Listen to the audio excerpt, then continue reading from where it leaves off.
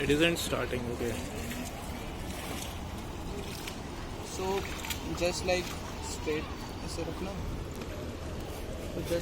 Just how my brother just showed the light over what's the importance of uh, spirituality or philosophy in his life. I would also like to share some of my instances of some of my thought processes.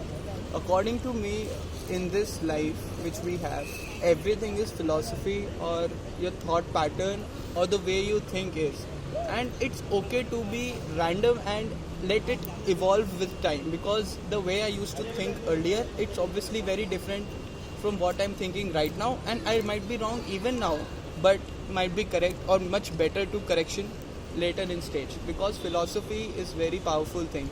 I think philosophy can make big things happen and can make very bad things also happen. Just like Hitler, he was just a normal soldier, and I think his philosophy is what led to the world wars, and it actually changed pretty much everything in of that decade. So philosophy is very important, and we should allow, and it can, philosophy of our life means the way we think, we see things. It can be improved, or it can be changed through travels. What travel does, it gives you a very different experience, Perspective. it gives you a very different perspective, because you are meeting to different people, you are always having something new, because nothing is decided. The surroundings you are exposed to, like I'm a college student, the surroundings I have in college is pretty much fixed. The teachers are same, the students are same, my parents are same, my house is same. Suddenly you go to travel somewhere, the experience you get is very different, the food you eat is different, the people you meet is different, the way you handle money, the way things happen, the way the surroundings are. So surroundings and literature, these are the two things. And if you can accompany a book, maybe something related to where you are traveling. Like the day I was traveling, we were coming from Delhi to Haridwar, I read this book, The Autobiography of Yogi, and it's a very awesome book, and it sort of hit me very hard, especially when I was at the ghat yesterday for that aarti. I started getting images of what I had imagined reading that book. So you should study or read something along the travels, and it's a great experience. It shapes your philosophy and it makes you think in a different way. And how can I actually sum up this trip in a nutshell is like That it was great to be with a mentor like. no, I personally feel no mentor. I have many mentors, and even people younger than me, people bigger than me are my mentors. Anyone who can contribute to my betterment is my mentor, and the thing Anyone who is here to question and not to answer. I am at one of the most popular Hindu pilgrimage of India, and according to me, religion was something which held a significance, but the way it was being propagated, according to me, was so bad. And the the rules we have for everything, I never followed it in the recent times. But coming here, I have got a different perspective towards my own religion, towards thinking that if these rules are bringing peace to someone, I think it's not bad to follow it. Because I personally believe 99% people are followers and only 1% people are leaders. And I think religion was meant in that time just to give peace to those 99% people. So if you are a leader, come up with changes in this old philosophy. Old Hinduism was something else, and we the guys who question, we the guys who can apply our mind, we who are educated highly, can, I think, bring the possible changes in these modern societies. Just like what Jaya Shetty, Sandeep Maheshwari people are doing.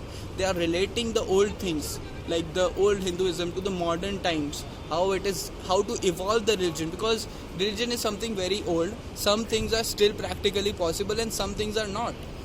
Because, like, for a very small example, I'll tell you, like earlier in Hindu families had child marriages. So obviously things like